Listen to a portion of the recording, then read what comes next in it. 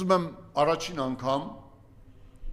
Արցախյան պարտությունից հետո շնորհակալություն հայտնել Հայաստանի Հանրապետության ոստիկաններին։ Ես տեսել եմ լացող ոստիկանի,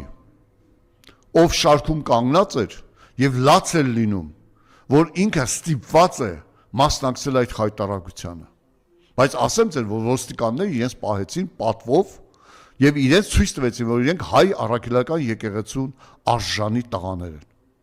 Բոլորը առած բացառությամբ, բացի մի գնդապետի, ով ղեկավարում էր հարձակումը վեհափառի վրա։ Այդ գնդապետի հայացքային հրամանով ոստիկանության շղթան բացվեց եւ 50-ի չափ թուրքական աննասուն զոմբիներ Թալինի քաղաքապետի գլխավորությամբ հարձակվեցին